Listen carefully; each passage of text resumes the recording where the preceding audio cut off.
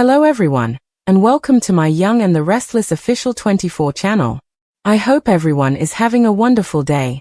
Before we begin, please hit the subscribe button and give this video a thumbs up. Lily gets Kane's answer. Holden suspects dirt digger. The Young and the Restless spoilers for Monday, August 18th, reveal that Lily Winters will get Kane Ashby's answer while Holden Novak suspects a dirt digger. Let's talk about what lies ahead on Y&R since Genoa City will see some risky moves. For starters, Kane will feel backed into a corner and will be forced to give Lily the answer she's waiting for.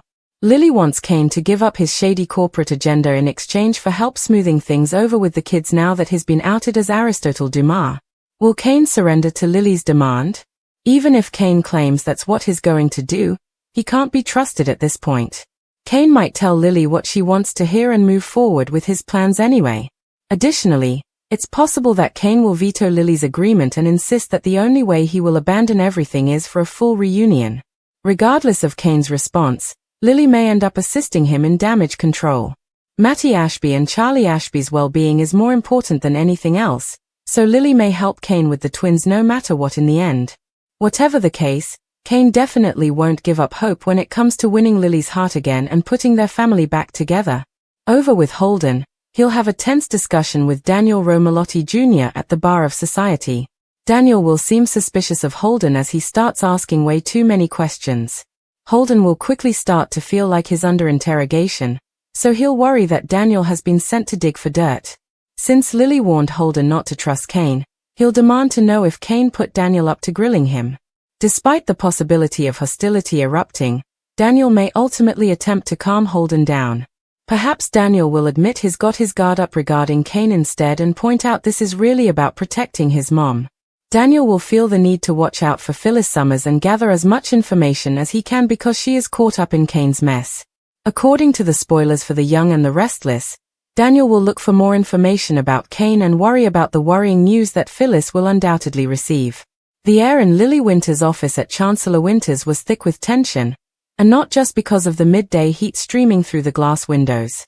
She sat at her desk, hands folded tightly together, watching Kane Ashby pace the room like a caged animal. He looked like a man torn between surrendering a piece of himself and clinging to the last shreds of his pride. "You know why I called you here, Kane," Lily said finally, her voice low but firm. "We can't keep doing this pretending we're fine. Pretending the kids aren't noticing the constant tension. And now, with you being outed as Aristotle Dumas." Kane winced. The name was like a slap to him, the public exposure of his secret business persona still fresh and humiliating. "I told you, Lily, that was a private strategy, not. It was shady," Lily cut in sharply. "You were running corporate moves under an alias, Kane. And now the press is eating it up.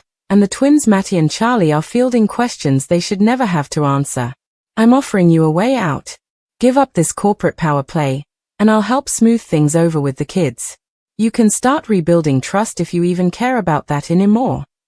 Kane stopped pacing, his eyes locking on hers. He hated how she looked at him now like she was weighing whether there was anything left worth salvaging. "Of course I care," he said, his tone suddenly quiet, almost pleading. "You think I wanted them dragged into this? You think I wanted any of this to go public?" Lily leaned back in her chair, studying him. "Then prove it. Walk away from it all. From Aristotle Dumas. From this need to manipulate everything in your favor.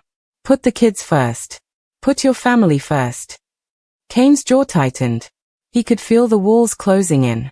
If he agreed, he'd be walking away from months of strategy, contacts, and deals that had positioned him for a major corporate takeover.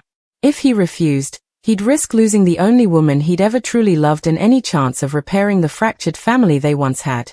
After a long silence, he said, "And what do I get in return, Lily? What's my incentive beyond playing the noble ex-husband who does the right thing?" Lily's brow furrowed. "You get your kids' respect.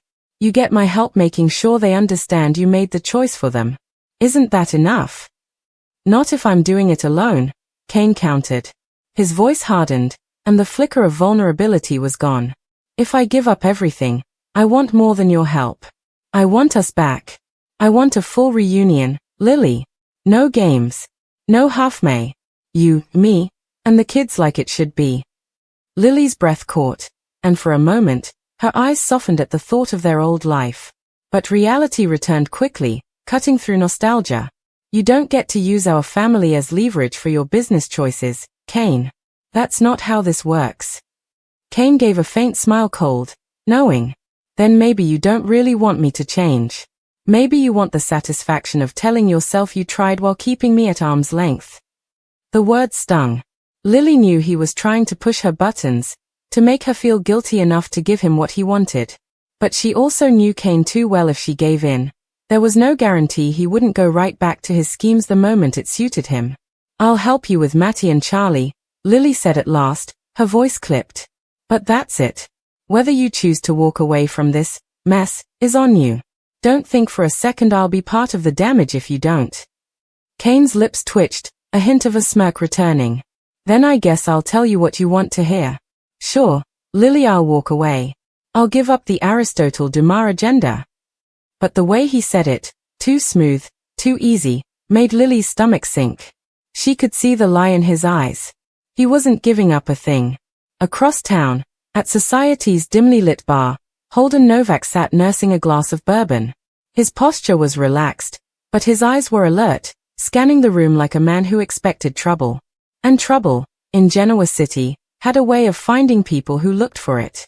It arrived in the form of Daniel Romalotti Jr., who slid onto the stool next to him with an air of casual conversation that Holden immediately recognized as an act.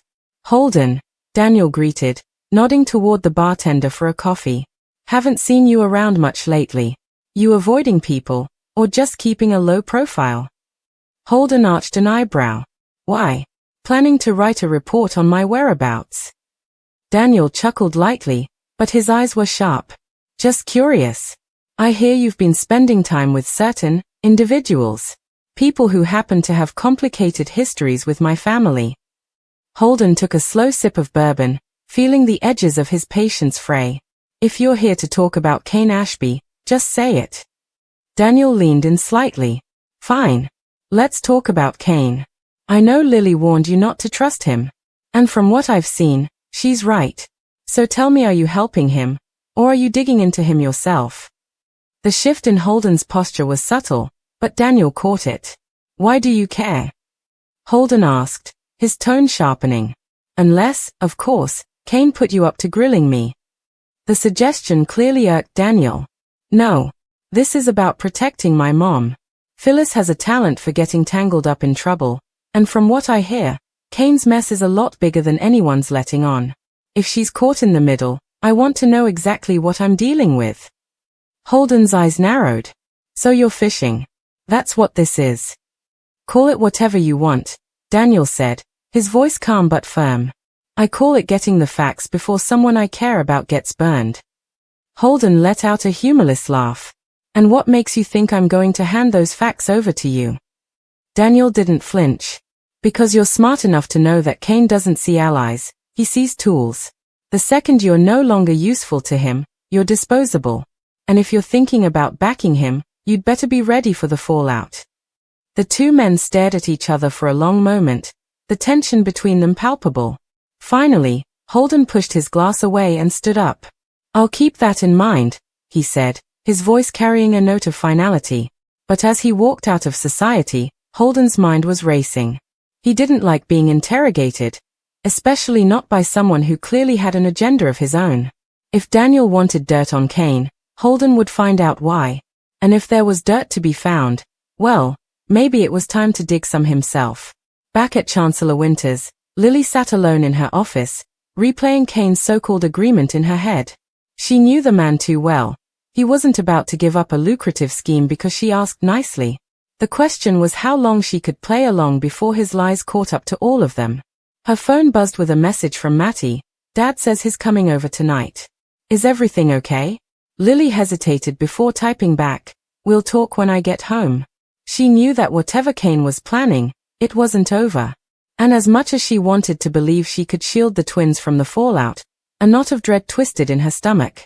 In Genoa City, secrets always had a way of spilling out, usually at the worst possible moment.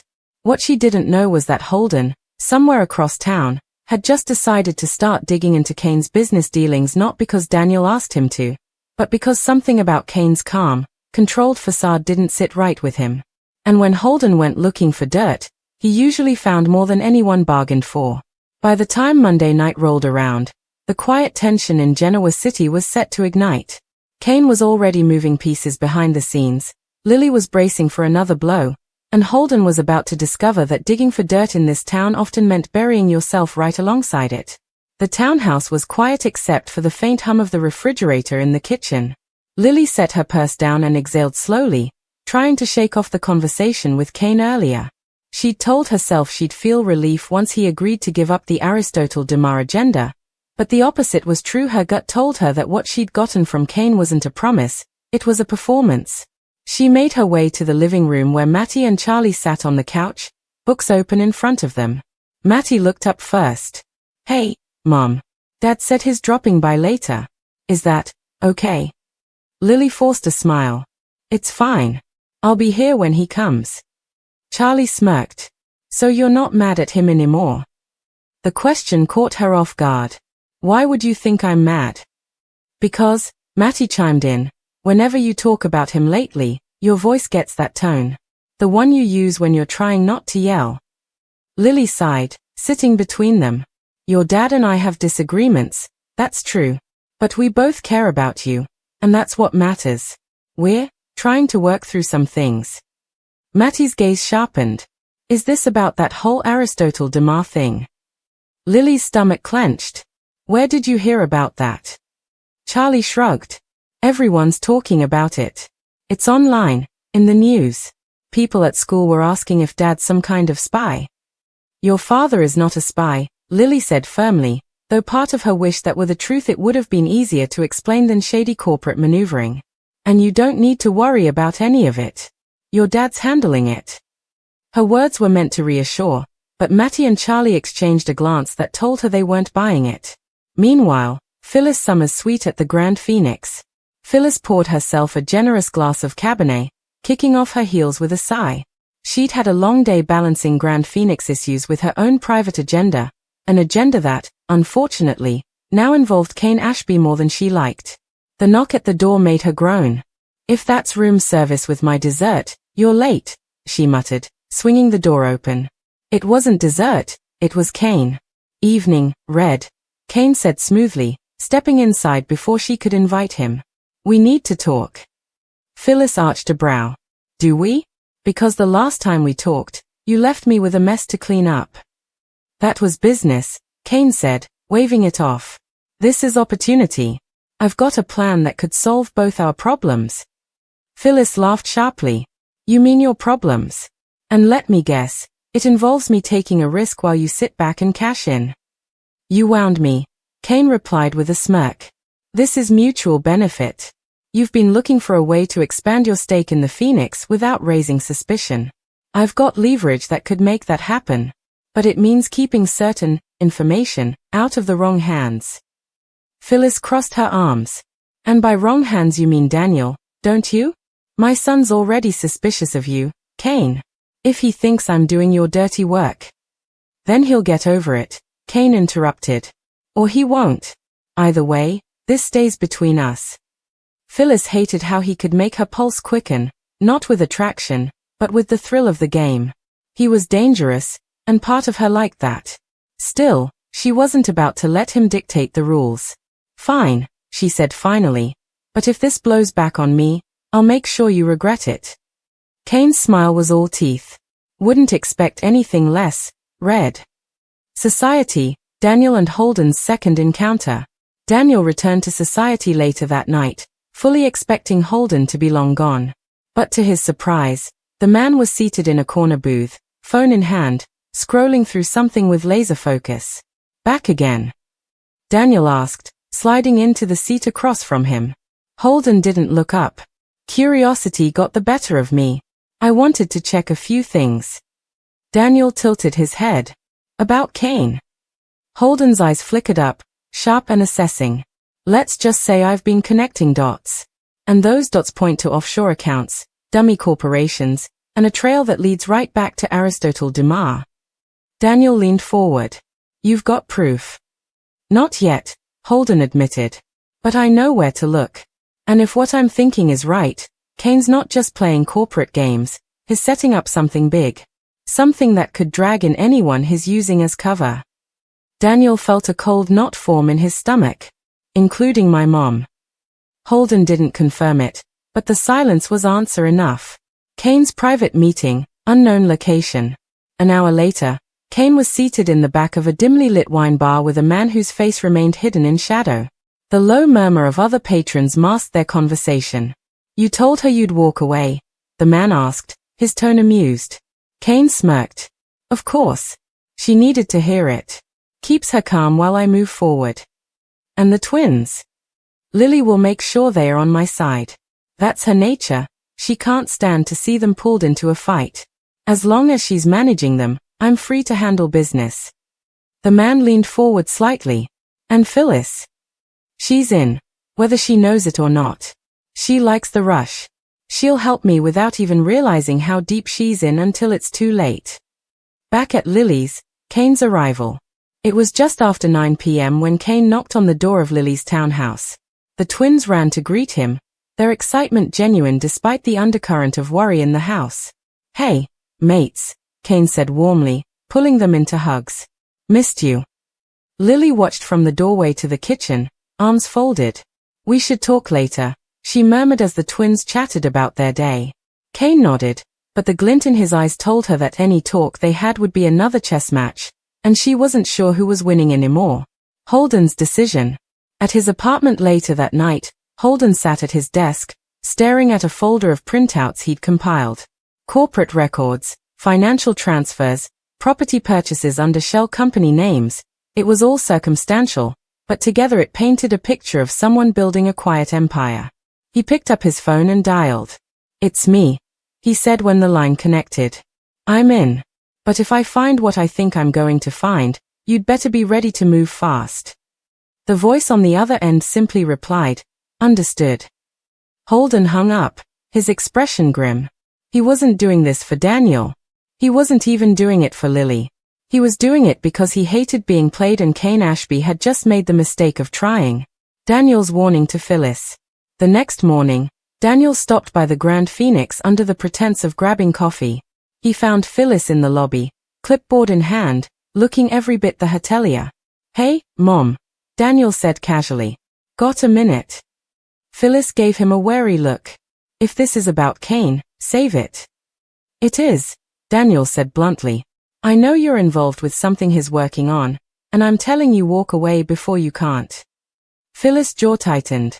"I don't take orders from my son." "I'm not ordering you. I'm warning you," Daniel said, his voice low. "He's using you. And if you don't believe me, ask yourself why he keeps showing up with half-truths and promises that somehow always benefit him first." Phyllis bristled, but the flicker of unease in her eyes told Daniel his words had landed. Kane's next move. By the end of the day, Kane had secured a meeting with a high-profile investor under the Aristotle Dumas identity. His plan was in motion, layers of deals stacked so carefully that even if one part fell apart, the rest would hold. The risk wasn't losing the deals. The risk was exposure. If Holden found what he was looking for, or if Daniel convinced Lily to dig deeper, everything could unravel. But Kane thrived under pressure. And in his mind, as long as Lily still let him through the front door, he had a foothold. By the time Friday rolled around, the stage in Genoa City was set for a collision. Lily was balancing her mistrust with the need to protect her kids. Daniel was digging deeper, convinced his mother was in danger. Holden was on the verge of uncovering something explosive. And Kane, calm, confident, and smiling, was holding the match that could set it all on fire. It was nearly midnight when Holden finally pushed away from his desk, his eyes gritty from staring at spreadsheets and registry logs for hours. The glow of his laptop illuminated a smirk tugging at his lips. He'd found it. A trail of wire transfers, routed through 4 different shell corporations, ended up in a discrete account under an alias, Aristotle Dumas. The numbers weren't astronomical, just under $500,000, but what struck Holden was the pattern. The money always moved 2 days before a major corporate acquisition Kane was rumored to be connected to, then disappeared into yet another holding company. If he could get proof that Kane had used insider knowledge for these deals, the fallout would be catastrophic, not just for Kane, but for anyone tied to him. Holden leaned back, exhaling slowly. Now came the hard part, deciding whether to tip off Daniel or Lily. Daniel would act fast, maybe recklessly. Lily, she might be able to use it to corner Kane herself. Before he could decide, his phone buzzed. The text was from an unknown number. "Stop digging or you'll regret it." Holden stared at the screen for a long moment before typing back. Too late. Lily's uneasy morning. At Chancellor Winter's the next day, Lily was distracted during her meetings, replaying her last conversation with Kane. She wanted to believe he was serious about walking away from Aristotle Dumas, but her instincts screamed otherwise. When her assistant mentioned that Kane had been spotted at the Grand Phoenix meeting with a potential investor, Lily's stomach dropped. That was not the behavior of a man who had abandoned his shady agenda. She pulled out her phone and texted him, "We need to talk. Tonight." His reply was almost instant. "Of course, love." The pet name felt wrong, too easy, too familiar, like he was trying to soften her up before another lie. Phyllis starts to question.